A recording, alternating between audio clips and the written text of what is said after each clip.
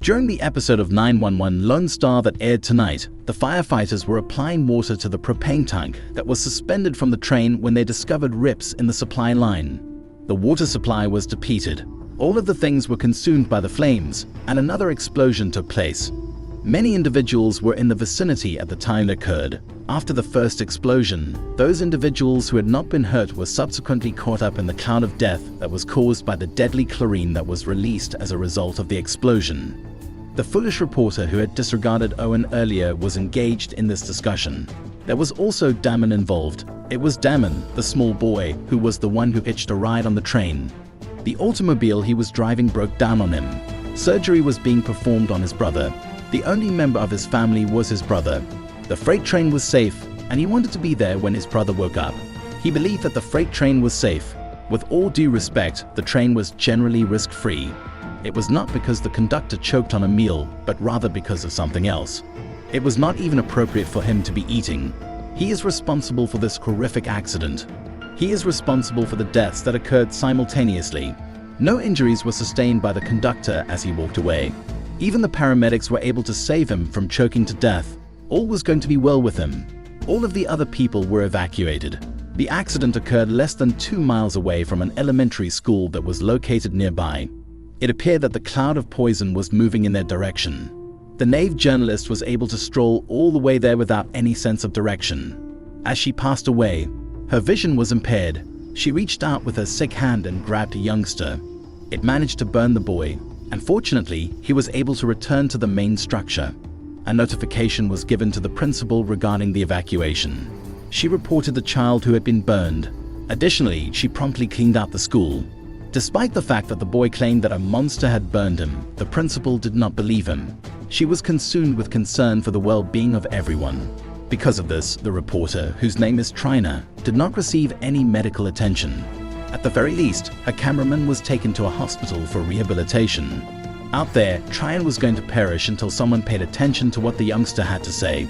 At the location of the accident, the 126 took the initiative. Owen wanted to appoint a new lieutenant to the department. Tonight, he was curious to see who would step up to the challenge, and his squad always managed to take him by surprise. Attempting to plug the leak in the propane tank was something that Marjan agreed to do. She engaged in risky behavior. Also, she disregarded the orders to stand down when it was taking an excessive amount of time. Her hazmat was reportedly in good condition, according to her. After some time, Owen discovered that was a falsehood. The poisonous cloud penetrated her protective gear and consumed it. She was exposed to a gas that was hazardous to her. It was only after she had closed the leak that Owen instructed her to get into the next ambulance and leave the area. There was still a mist of death remaining. It was clear that Marjan was going to prevent it from becoming any larger. As a result of this, she might be given a promotion. It was just as Marjan and Paul were about to leave that they became aware of something. They were successful in locating Damon's cap. At the time of the disaster, they were aware that there was another passenger on board the train. It was their intention to locate Damon. In spite of the pain she was experiencing, Marjan remained at the site in order to assist in the search for the child who had gone missing. After some time, Paul was able to locate him by listening to Damon's phone. One of his brothers was calling him to inquire about his whereabouts. Paul discovered Damon buried beneath a large amount of debris. In order to get support, they radioed their captain. The removal of Damon from that location was going to be a difficult process. While this was going on, Tommy was called to the elementary school to give medical attention to the youngster who had been burned. She listened to his tale of a monstrous creature. She came to the realization that the death cloud had an effect on someone. They had a critical requirement for medical attention. Tommy was adamant that she not go until she had located this individual. As a result, her crew was reluctant to depart without her. All of them remained behind in order to locate Trina. Firefighters who were there at the site did not remain to offer assistance.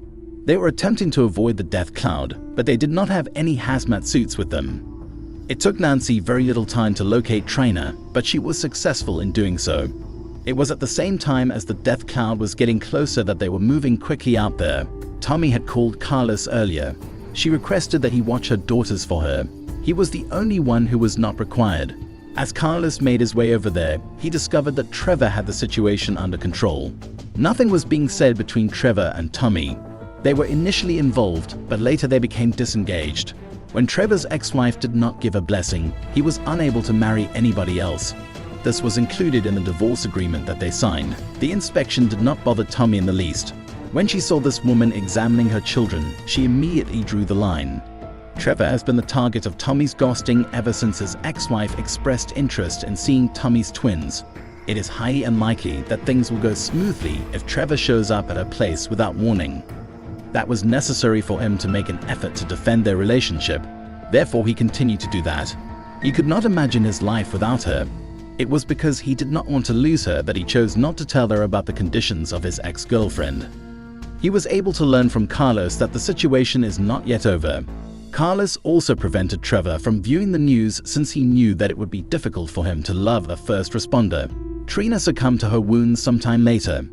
The deadly cloud was ready to engulf Tommy and her squad when it suddenly shifted its course and began to move in a different direction. The wind made a change. The paramedics absolutely benefited from it. It was a terrible situation for the flames.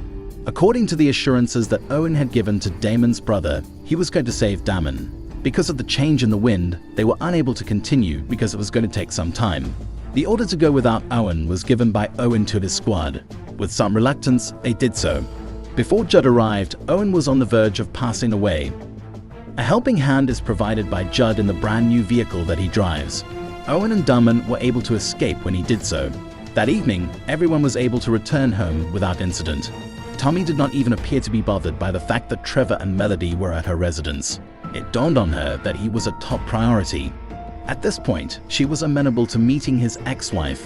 When Judd came back to AFD, he was a trainee. Upon his return, he was required to immediately begin from the very beginning, as stated in the guidelines. Despite the fact that Margin withdrew from the competition, Owen was still had to select a new lieutenant. According to her, Paul was the one who discovered Damon's cap. He is the one who came to the realization that they were an additional victim.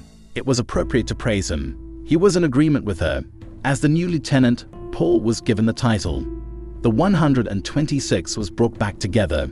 In addition, Owen began to recover from the loss of his sibling likewise.